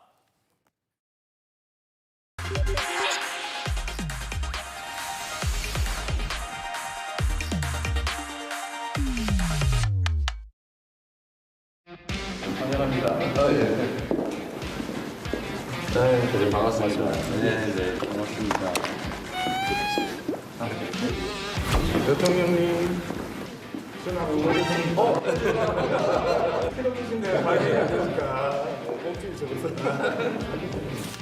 두 분이 요새도 손을 잡고 그런 건 아니죠? 연습 한번. 지금부터 여야정 민생경제협의체 회담을 시작하도록 하겠습니다. 먼저 장동혁 국민의힘 당대표님 인사 모두 발언 있으시겠습니다. 손님 먼저. 왜 대표님 먼저? 아니 제가 행사장 가면 먼저 하세요. 먼저 하는 게 익숙하지 않아. 대표님 죄송한데 오늘은 저 사회자해를 좀 따라주시면 좀 고맙겠습니다. 네, 좀 더 깊이 더 자세히 들어보는 더 인터뷰 시작하겠습니다. 7개월 만에 한자리에 모인 이재명 대통령과 여야 지도부, 정무수석의 저처럼 부드러운 진행이 눈길을 끌기도 했는데요. 이 대통령의 제안으로 성사된 여야정 민생경제협의체 회담, 어떤 이야기들이 오갔을지, 또 청와대 인사의 일부 재보궐 차출설 등 여러 현안까지 홍익표 청와대 정무수석과 짚어보겠습니다. 어서 오십시오. 네, 반갑습니다. 이 스튜디오는 오랜만에 오셨네요. 한 3개월 만에 온 것 같습니다. 예, 3개월간의 청와대 근무 힘드시죠? 아무래도 그 대통령께서 늘 말씀하시는 게 이 청와대에 일하는 사람들, 특히 공직자들은 모두 마찬가지인데 예. 그 자신의 1시간은 국민 5,200만의 1시간이다 이런 말씀을 하기 때문에 업무 시간의 어떤 책임성 예. 그리고 그에 따른 그 어떤 이 자신의 소명의식 이런 걸 굉장히 강조하시기 때문에 아무래도 그 일하는데 부담은 되죠. 부담이 된다. 예. 이게 이제 국회와의 소통을 책임지는 자리이시다 보니까 지난 정부에서 야당 시절에 이제 원내대표를 해보신 경험이 굉장히 많이 도움이 될 것 같습니다. 뭐 늘 어떤 일은 빛과 그림자이기 때문에 예. 도움도 되고 또 그게 부담도 되고 합니다. 원내수석 해봤잖아요 라고 주변에서 많이 예. 부담도 주는군요. 예. 그리고 2023년에 이재명 당시 민주당 대표와 당 원내대표 호흡을 맞추셨잖아요. 예. 그럼 당대표로서 호흡을 맞춘 인간 이재명과 그리고 대통령으로서 호흡을 맞춘 인간 이재명, 케미가 어떠세요? 굉장히 일을 잘하신다라는 거는 제가 당대표 모실 때도 생각했지만 예. 그때보다 월등하게 대통령으로서 일을 잘하시는 것 같아요. 그러니까 이제 본인이 아마 정치, 물론 이제 대통령이라는 직은 고도의 정무적 판단을 한 행정적 역할이기 때문에 예. 정치와 행정을 분리하기는 어려운데 어떤 정쟁적 요소가 강한 당대표 역할보다는 실제로 행정을 통해서 결과를 만드는 대통령이라는 행정부의 수반, 국가의 수반인 대통령이라는 직이 훨씬 더 잘 맞는 옷인 것 같다는 느낌이 듭니다. 그리고 실제로 굉장히 저희보다도 훨씬 더 일을 많이 하시고 힘드심에도 불구하고 즐거우신 것 같아요. 일을 하는 거에 대한. 예. 네. 뭐 24시간 거의 일을 놓지 않는다는 말도 있어서 상사로 모시기엔 좀 힘든 상사 아닙니까? 본인이 그런 말씀 잘하세요. 예. 본인이 악덕 상사라고. 왜냐하면 상사가 너무 열심히 하니까. 예, 뭐 저희들한테 청와대에 일하는 사람들은 눈 뜨면 출근, 눈 감으면 퇴근이라고. 예. 알겠습니다. 많은 말씀보다는 눈 뜨면 출근. 앞서 이제 여야정 민생경제협의체 회동 장면도 잠깐 봤는데 이제 정무수석으로서 이제 사회를 맡으신 거잖아요. 예. 사회자의 룰을 따라주시면 좋겠습니다라고 장동혁 대표에게 말씀하시고 그건 어떤 이야기인 거예요? 원래 이제 그런 행사를 하게 되면 예. 저희 저 청와대에서 프로토콜이라고 의전 발언 절차, 순서나, 의전 절차가 있습니다. 말씀하신 대로 통상적으로는 저런 자리에는 그 제1당, 그 여당 대표가 먼저 하고 야당 대표가 하는 게 먼저인데 예. 저희들이 그걸 짤 때 손님격인 그래도 여당은 뭐 어떤 의미에서는 우리 한 식구 같은 그런 거잖아요. 예. 굳이 분류한다면 두 분 다 손님이지만 그래서 좀 더 손님에 대한 예우 차원에서 장동혁 국민의힘 대표가 먼저 발언을 하고 예. 그 다음에 정청래 당대표 순서로 돼 있는데 보통 저희가 이럴 때는 사회자를 좀 따라주시면 고맙겠습니다라는 얘기 가끔 하죠. 예. 제가 드린 말씀도 그겁니다. 유려한 진행이었습니다. 저도 배우겠습니다. 회동 준비하시면서 가장 신경 쓰신 건 뭐예요? 혹시라도 이제 회담이라는 건 결국은 가장 대통령과 여야의 지도부가 만나는 거지 않습니까? 내용이야 그 과정에서 잘 협의하면 되지만 비본질적인 것, 예를 들면 뭐 의전의 결례라든지 또는 뭐 다른 이유로 해서 회담의 시작부터 분위기를 깨버리면 회담에도 안 좋은 영향을 주거든요. 그래서 준비하는 입장에서는 비본질적인 것으로 인해서 회담에 영향을 주지 않도록 하는데 최선을 다했습니다. 예. 나름 분위기는 이제 공개된 영상으로 보면 화기애애했던 것 같긴 합니다. 혹시 공개 안 된 뭐 에피소드 비하인드를 이 자리에서 풀어놔 주실 게 있으실까요? 뭐 뒷얘기를 뭐 다 얘기하긴 그렇지만요. 예. 그냥 농담 삼아 한 얘기는 있었어요. 송원석 원내대표가 굉장히 원래 이제 경제관료 출신이라 예. 정책적 질의를 많이 하셨습니다. 추경 관련돼서. 예. 그래서 우스갯소리로 그럼 정부에 와서 일하시는 게 어때요?라고 대통령이 얘기했더니 불러주십시오. 그렇게 농담을 한 적은 있습니다. 농담입니다. 이거 또 뭐 잘못 들어서 뭐 입각 제한 이렇게 나가면 안 되는 거죠? 농담이었습니다. 그리고 옆에 장동혁 대표도 그럼 제가 보낼게요 이렇게 해서 이제 농담 삼아 했던 얘기고요. 그러니까 그런 식으로 대통령께서는 송원석 원내대표의 전문성에 대해서 경청을 하셨고 송 대표도 굉장히 적극적으로 제안을 했고 그 내용 들으시고 나서 그 내용은 여야 원내대표들께서 국회에서 잘 협의해 주십시오라고 말씀을 드렸습니다. 예. 이게 어떻게 다 뭐 웃으면서 얘기하겠나 싶긴 합니다. 뭐 회동에서 조작 기소, 뭐 개헌, 추경 이런 이야기는 많이 오갔는데 결국 이견만 확인했다 이런 엇갈린 평가도 있긴 있었거든요. 그 회의에서 가장 우선순위라고 할까요? 어떤 게 가장 방점이 찍혔던가요? 이번 청와대 여야 협의체가 가동된 가장 큰 배경은 중동 전쟁에 따른 경제 위기, 그다음에 국내적 어떤 정세의 불확실성 이런 것들이 작용을 했습니다. 그렇기 때문에 가장 중요한 내용은 역시 국제 정세, 특히 중동 정세와 관련된 내용이고 그에 따른 추경에 대한 협조 관련 내용이 제 첫 번째였습니다. 그리고 두 번째는 자연스럽게 개헌 얘기도 있었고요. 개헌 관련해서 뭐 여러 가지 협조와 또는 뭐 이견 등도 있었습니다만 협조를 당부를 하셨고 끝으로 기타 이제 뭐 약간 정쟁적 사안이었죠. 최근에 조작 기소, 정치 검찰의 조작 기소 관련된 국정조사라든지 또는 뭐 관련 입법 사항 등등 그런 기타 사항에 대해서는 다소 약간 날선 대화가 있었는데 그 날선 대화는 주로 정청래 당대표와 장동혁 당대표 간에 이루어졌습니다. 예. 말씀하신 그 순서대로 약간 비중이 있었다라고 보면 되겠네요. 예. 알겠습니다.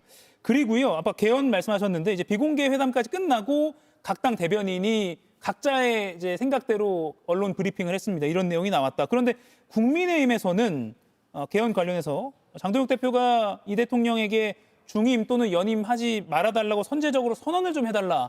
근데 이 대통령이 이에 대해서 별다른 반응을 하지 않았다라고 브리핑을 했습니다. 국민의힘 브리핑이 이렇고요. 그에 대해서 이제 잠시 후에 청와대나 민주당 쪽에서는 아니다. 이렇게 말을 했다. 뭐 이렇게 다시 또 반박을 했거든요. 어떤 상황이었습니까? 그러니까 이제 대통령께서 이런 질문이 나온 거예요. 장동혁 대표가 그러니까 예를 들면 연임하지 않는다라고 해줘야 되는 거 아니냐 했더니 그게 사실상 불가능한데 질의하니까 그거를 안 한다라는 얘기가 더 이상하지 않습니까? 왜 그러냐면 지금 장동혁 대표 이런 얘기를 했어요. 본회의 의결 과정에서 부칙 조항을 바꿔가지고 현직 대통령을 연임할 수 있게 바꾸는 거 아니냐 이런 얘기를 하길래 대통령께서 하신 말씀은 이 공고된 헌법 개정안은 단 한 글자도 고칠 수가 없습니다. 그러니까 그 안을 그대로 의결하거나 아니거나 그것밖에 선택의 여지가 없는 겁니다. 그렇기 때문에 뭐 갑자기 본회의장에서 어떤 수정안을 만들 수가 없다라는 게 첫 번째고, 두 예. 번째는 야당이 지금 그 개헌 저지선을 갖고 있지 않습니까? 이 안 자체도 야당이 협조가 없으면 불가능하고, 예. 또 더 나가서 뭐 이건 대통령께서 직접 하신 말씀은 아닙니다만, 지금 동참하고 있는 개혁신당이나 또는 기타 야당들도 만약에 그런 안이 이루어진다면 이번 개헌안에 동의를 했겠습니까? 그렇지 않지 않겠습니까? 예. 그런 측면에서 대통령께서는 불가능한 안에 대해서, 불가능한 제안에 대해서 내가 한다 안 한다를 얘기하는 게 더 이상하지 않느냐, 이런 판단에서 불가능하지 않느냐라는 얘기를 그 두 가지 이유를 들어서 강조하신 겁니다. 예, 그러니까 응답을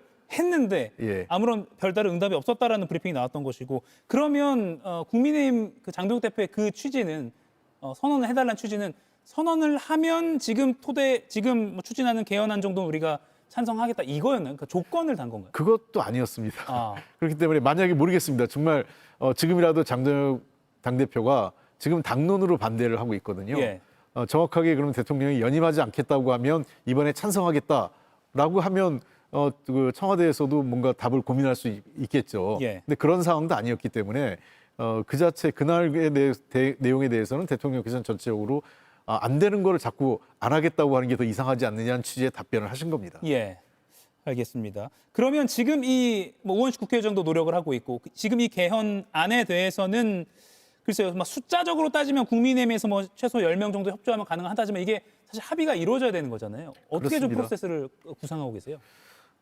가능하면 아마 의장실에서는 최대한 그 국민의힘과 합의를 하기 위해서 노력을 한 것 같습니다. 왜냐하면 개헌이라는 측면에선 여야가 합의해서 하는 것이 가장 좋기 때문에 예. 그걸 첫 번째 안으로 하시는 것 같고, 두 번째 판단은 만약의 경우 그럼 최악이라도 한 10여 명 이상의 국민의힘 의원의 찬성표를 얻기 위해서 네. 아마 의장실과 또는 뭐 민주당 차원에서 다각적으로 노력하고 있다, 그렇게 알고 있습니다. 예. 이건 국회가 또 드라이브를 걸어야 되니까. 네, 이 상황은 이제 국회로 공이 넘어간 상황입니다. 예, 알겠습니다. 전은수 청와대 대변인이 말하길 이 대통령이 장동혁 대표에게 그날 자주 보자라고 말한 게 정말 진심이었다라고 하는데, 실제로 다음 일정 미리 잡아놓으신 게 있으세요? 여야정 회동은 또 언제쯤 이루어질 수 있을까요? 그날 뭐 정례화하자 이런 얘기도 있었던 건 사실인데요. 예. 정례화까지는 뭐 정례화 기존에도 정례화 합의했다가 지켜진 적이 없었습니다. 그래서 대통령께서도 자주 보시죠 이렇게 얘기했고, 예. 제가 나가는 길에 저 송원석 원내대표한테 자주 자리 만들겠습니다. 예. 펑크만 내지 마십시오 이랬습니다. 입당 얘기 또 하신 건 아니죠? 그건 아니고요. 농담이었으니까요. 네, 농담으로 자주 제가 자리 만들도록 노력하겠다 이렇게 말씀을 드렸고요. 그렇게 했습니다. 네.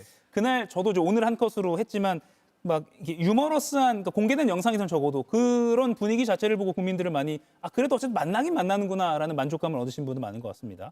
전은수 대변인 이야기를 했으니까 하나만 관련해서 여쭈면, 김상욱 민주당 울산시장 후보가 울산 남갑이 지역구잖아요. 근데 거기 이제 과거에 전은수 현 대변인과 김상욱 당시 국민의힘 후보가 맞붙었었잖아요. 네.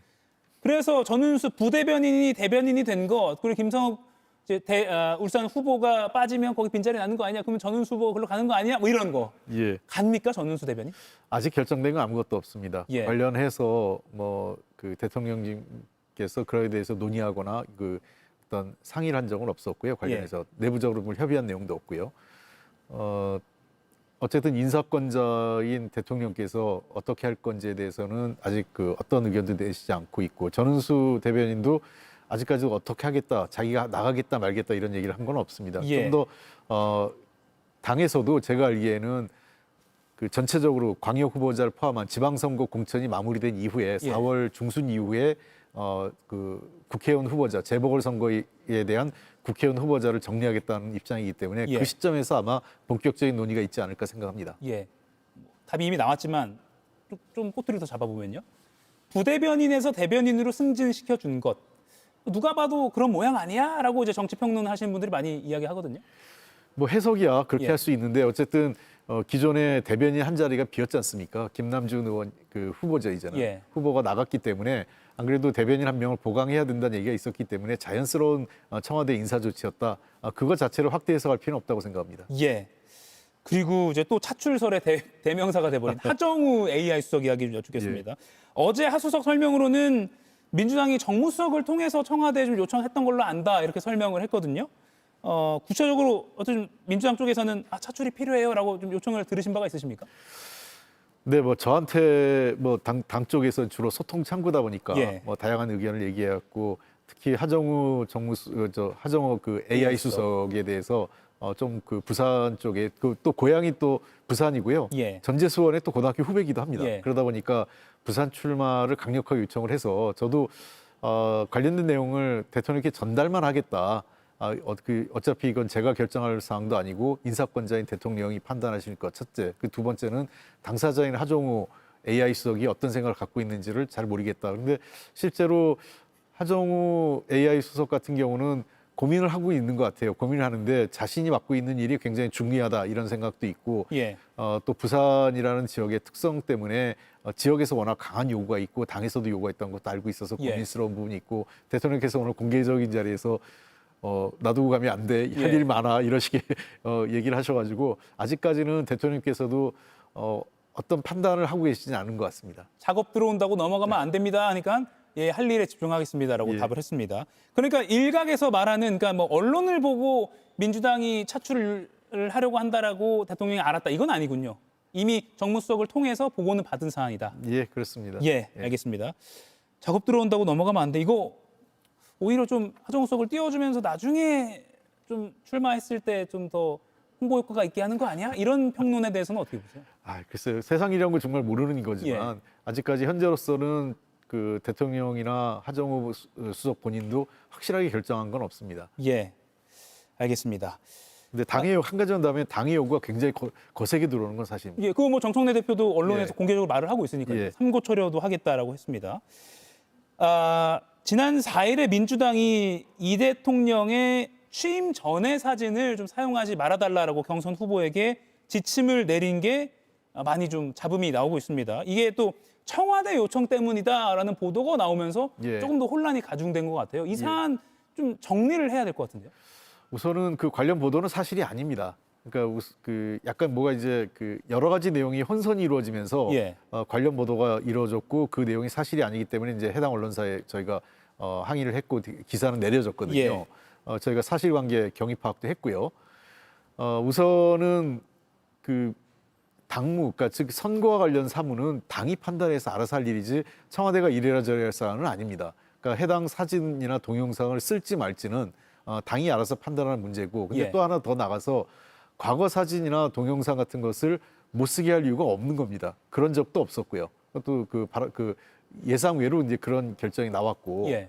그것이 마치 청와대가 요청했다는 것도 잘못됐고요. 청와대에서 이번뿐만 아니라 여러 차례 다양한 형태로 이제 그 우려가 전달되는 거는 대통령이 마치 그 선거 개입과 관련된 동영상 그런 우려가 있는 것에 대해서 당사자에게 경고 정도를 해서 주의를 줘서 그런 걸 못 쓰게 하지 마라 이런 정도가 있었지 어떤 공문을 보내라든지 또는 모든 사진과 동영상을 특히 대통령 취임 이전의 동영상과 뭐 사진을 쓰지 말라든지 그런 요청을 한 적은 전혀 없습니다. 그렇기 예. 때문에 이 사안에 대해서 일부 언론에서 마치 그 청와대가 먼저 요청을 해가지고 당이 판단했다 한 것은 사실관계가 틀렸고 그 이후에 그 당 측에서도 관계자들이 주요 당직자들이 청와대가 요청한 것은 아니라고 사실관계를 분명히 한 것으로 알고 있습니다. 예, 말씀 주신 내용을 제가 살만 좀 다시 발라보면, 그러니까 이 대통령이 마치 지금 6.3 지방선거를 앞두고 특정 후보를 지지하는 듯이 예전 사진을 쓰는 것, 그렇습니다. 요거에 대해서 우려를 좀 청와대가 당 쪽에 전달한 건 맞군요. 예, 그 내용이 뭐냐면 예. 특정 후보자 한 분이 있었어요. 예. 아주 이상한 동영상을 써서 그래가지고 이제 4년 전의 동영상인데 그걸 표시 없이 마치 지금 하는 것처럼 그 이제 항의가 들어와가지고 예. 이거는 좀 문제가 있다. 그리고 그 전에도 유사한 사례가 있었어요. 그래도 우리 그 대통령실 입장에서 청와대 입장에서는 개별 사안에 대해서 그런 걸 못 쓰게 하라고 했지 전체적으로 그걸 한 적은 전혀 없습니다. 그러니까 예. 사실관계가 안 맞는 거죠. 그러니까 이 무슨 사진을 쓰지 그 과거의 사진이나 동영상을 일괄해서 쓰지 말라고 어떤 공문을 보내거나 이런 거에서 청와대가 의견을 준 적은 전혀 없습니다. 그래서 예. 사실이 안 맞는데 어떤 다른 사안과 그 사안을 묶어가지고 기사화되면서 예. 논란이 커진 거죠. 이 대통령은 참모들에게 후보자들에게 일종의 협박으로 느껴졌을 거다. 왜 쓰지 못하냐? 지지율이 높은 그렇죠. 당에 쓰겠 예. 이렇게 발언했다는 건 맞나요? 이 언론의 보도를 통해서. 대통령의 말씀을 다 하나하나 저희가 확인해 드릴 수는 없는데요. 예. 역대 대통령이 인기가 있으면 다 사진을 썼지 않습니까? 예. 너무 지나치게 쓸 정도로 문제고 최근에도 아마 그 어떤 현역 국회의원들이 자신들의 공보물 그 지역의 그 홍보물 늘 만들어서 보내거든요. 예. 그 예를 들면 그 의정 활동에 대한 그 사진이라는 그렇죠. 걸 만들 책자를 보내는데 다 대통령 사진 썼을 겁니다. 그런 측면에서 전혀 이 문제는 너무 과도하게 당의 일각에서 이 사안을 과도하게 처리한 것 아니냐 이런 거죠. 과거에도 문제가 있을 때에는 해당 당사자에 대해서만 뭐 조치를 취하거나 그런 사진을 이상한 사진을 못 쓰게 하는 것이지 조작되거나 이런 사진들 지금과 같이 일반적인 그 공문을 보내서 이전에 찍은 사진을 일괄해서 못 쓰게 한다 이러면은 현역 의원 아닌 사람들은 다 불리하죠. 왜냐하면 최근에 현역 의원들은 대통령과 자주 만날 어떤 그 기회가 있지만 현역 의원이 아닌 사람들은 대통령을 뵐 기회가 드물잖아요. 그럼 그 사람들은 이전에 쓴 사진 외에는 아무것도 없는 상태고 또 이미 특정 후보들이 공보물을 작성한 상태고 사용하고 있는데 갑자기 사용하지 말라고 하면 그것에 대해서 그 현장에서 혼선이 발생하는 거기 때문에 이 문제에 대해서는 일종의 그 당에서의 과잉 행태가 벌어진 어떤 해프닝이 아니었나 생각을 하고 그 설명을 듣고 나니까 이 이야기가 좀 성립이 안 될 수 있겠다는 생각은 드는데 아무튼 이 해프닝이라고 말씀하신 이 사안 때문에 또 명청 갈등 드러나는 거 아니야? 라는 또 언론의 시각이 있었어요. 그래서 뭐 하여간 이 모든 거를 자꾸 그 갈등 프레임으로 하니까 저희들도 좀 답답한데요. 사안은 그 대통령께서 늘 그런 얘기 하시잖아요. 당도 잘하고 있다. 근데 다른 게 아니라 당은 당대로 일을 하고 청은 청대로, 정부는 정부대로 일하는 게 제일 중요하다. 즉 선거와 관련돼서 자꾸 청와대를 관여하거나 끌어들일 필요는 없다고 생각을 합니다. 선거는 당이 책임지고 치르는 거기 때문에요. 당의 사무, 특히 선거 사무와 관련돼서 청와대를 자꾸 연루해서 얘기하는 것은 바람직하지 않다 이렇게 말씀드리겠습니다. 중동 상황이 계속 정말 새로운 뉴스가 쏟아지고 있는데 이 대통령이 최근에 제주 타운홀 미팅에서 에너지 관련해서 언급하면서 잠이 안 올 지경이다라고 솔직하게 심경을 털어놓기도 했습니다. 지금 청와대가 인식하는 현 상황의 심각성 어느 정도인가요? 지금 일부 그 외국에서 분석도 외국 연구기관 하는 분석도 이 도리어 한국이 가장 많은 그러니까 그 중동의 그 전쟁에 그 참여한 국가들 말고는 한국이 가장 큰 타격을 받고 있다라는 얘기가 나오지 않습니까? 그 이유는 우리나라 원유 수급에 있어서 중동 지역 에너지 그 비중이 매우 높습니다. 죄송합니다. 그리고 두 번째 우리가 그 대외 의존도가 높은 나라입니다. 수출도 많이 하고, 그러니까 국제 정세가 나빠지고 하면 그에 따른 타격을 가장 많이 받게 되죠. 그런 상황에서 최근에 우리나라가 전쟁 당사자도 아닌데 환율이 빠르게 치솟았습니다. 1,400원 초반에서 지금 1,500원대 중반까지 올라갔다가 지금 다시 지금 환율이 조금 안정세로 보내고 있는데 이런 등등의 사안들을 볼 때 국제 정세의 불확실성 그리고 중동 전쟁 뭐 이런 것들이 우리 경제에 미치는 영향이 굉장히 큽니다. 그런 측면 그리고 잘 아시겠지만 석유나 이 원유가 이 경제에 미치는 게 단순히 에너지만 그런 게 아니라 우리 일상의 모든 물건들이 다 영향을 줍니다. 심지어 저희가 그 아이들 기저귀부터 여성들 그 보건용품 등등 그리고 그 어떤 의약품들 있지 않습니까? 포장재 이런 게 다 지금 사실 석유 제품에 따른 부차적인 제품들이지 않습니까? 그런 측면에서 전체적인 물가에 미치는 영향 그리고 관련 어떤 2차 상품 이 공산품들의 원활한 수급 문제를 정부가 일일이 관리하는 것이 매우 힘들고 어려운 상황입니다. 만약에 정부가 최고 가격제를 빨리 하지 않았으면요. 이미 우리 그 휘발유 가격이 그 경유 가격이나 휘발유 가격은 2,300원에서 2,500원까지 갔을 겁니다. 참 걱정입니다. 이 사안. 지금 잠시 속보가 나왔는데요. 민주당 서울시장 후보로 정원호 후보가 최종 선출됐다는 속보가 들어왔습니다. 결선으로 갈 것인가 말 것인가 많은 예상이 있었는데 민주당 서울시장 후보 결선 없이 바로 정원호 후보가 선출됐습니다. 즉 과반 득표를 했다는 뜻이고요. 정원호 후보가 최종 후보로 선출이 돼서 국민의힘 후보 등과 이제 마지막 레이스를 펼치게 됐습니다. 기호 3번 정원호 후보가 민주당 제9회 지방선거 서울특별시장 후보자로 선출됐음을 민주당이 조금 전에 발표했습니다. 요거는 청와대에 계시니까 따로 제가 이 입장을 여쭙진 않겠습니다. 뭐 축하합니다라고 하겠습니다. 축하합니다. 발전을 잘 열심히 하십시오 정도로. 강훈식 비서실장이요. 정말 많이 외국에 갑니다. 오늘도 뭐 카자흐 대통령에게 친서를 전달하고 했다고 하는데 대통령이 이렇게 강훈식 비서실장을 직접 특사로 많이 보낸 이유가 있습니까? 지금 사안 자체가 좀 특수한 사항인데요. 하나는 이제 그 주로 가는 게 원유하고 무기, 그러니까 이제 방위 문제 관련된 사안이고요. 예. 그다음에 두 번째는 대상 국가가 주로 중동 국가가 많이 있습니다. 예.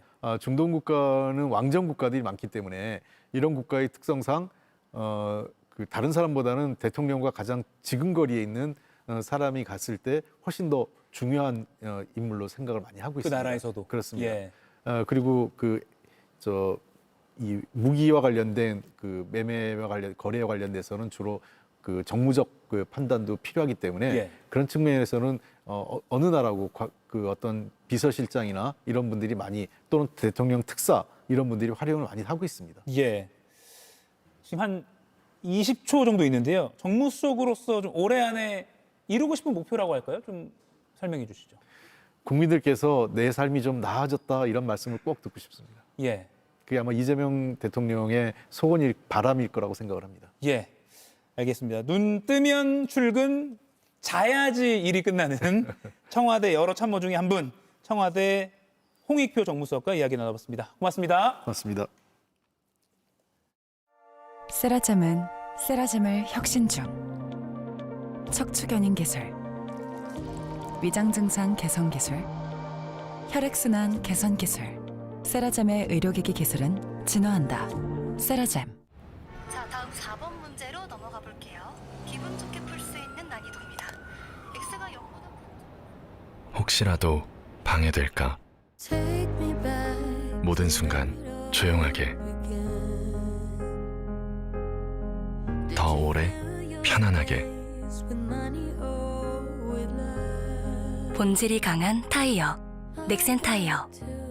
전기차도 내연차도 EV 루트를 확인하세요. 진비빔면 모르니? 소 넉넉하고 소 시원 매콤하게 비빔 천재네. 어떻게? 진 비빔면 어떻게?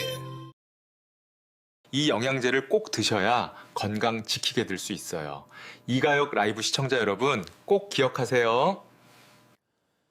네, 뭔가 믿음직스럽고 환자 말도 잘 들어줄 것 같은 이 의사, 사실 존재하지 않습니다. 제가 오늘 아침에 AI 툴로 단 3분 만에 만든 가상의 인물입니다. 실제 이런 영상이 SNS에서 영양제나 또 의료기기 광고에 많이 쓰이고 있습니다. 특히 AI 영상에 익숙치 않은 어르신들이 실제 의사의 추천이다 이렇게 믿고 지갑을 여는 경우가 많다고 하죠. 공정거래위원회가 이런 AI 가상인물이 광고에 등장하면 반드시 이렇게 가상인물이라고 표시하도록 규제를 강화하기로 했습니다. 좀 늦은 감이 있지만 옳은 방향입니다. 그러나 남은 과제는 많습니다. 광고가 아닌 다른 AI 영상물은 어떻게 할지, 특히 정교해진 딥페이크로 정치적 선동이나 가짜뉴스를 만들어낸다면 어떻게 막을지, 진짜와 가짜를 구분할 수 있는 기술적, 제도적 안전망이 더 촘촘하게 설계되어야 합니다. AI 활용을 아예 피할 수는 없는 시대입니다. 어떻게 AI 신뢰 사회로 갈 것인지 고민이 더 필요합니다. 오늘 한 컷이었습니다. 그냥 자기가 조용히 자자. 당신이 시끄럽잖아. 뭐 코 안 고는 게 내 마음대로 되나? 그럴 줄 알고 내 준비했다. 에스필로우가 코골이를 감지해가 케어해준다 카대. 뭐 이런 게 되네. AI 하텐노 에스필로우. 로게인 폼. 스타일이 안 산다면 로게인 폼. 가르마가 신경 쓰인다면 로게인 폼. 문항 집중 케어로 8주 만에 느껴지는 변화. 로게인 폼. 마사지는 내 몸에 맞춤. 디자인은 내 취향에 맞춤. 세라젬 파우제 피팅 서비스. 안마 의자를 핏하게 쓰는 새로운 시대. 세라젬 파우제. 쿡셀의 혁신으로 요리의 즐거움은 계속된다. 홀로그램 큐브와 블루 다이아몬드 코팅으로 맛을 살리다. 요리를 살리다. 쿡셀 홀로그램 큐브. 바로 이어지는 JTBC 뉴스룸 예고해드립니다. 김태효 전 국가안보실 1차장이 내란 중요임무종사 혐의로 특검의 압수수색을 받았습니다. 계엄 선포 직후에 국가안보실과 외교부 공무원을 동원해서 미국의 계엄을 정당화하는 메시지를 전달하려 한 정황이 포착됐습니다. 뉴스룸에서 단독으로 전해드리겠습니다. 이가혁 라이브 오늘 순서는 여기까지입니다. 저는 내일 오후 5시에 다시 뵙겠습니다. 일화가족 여러분 고맙습니다.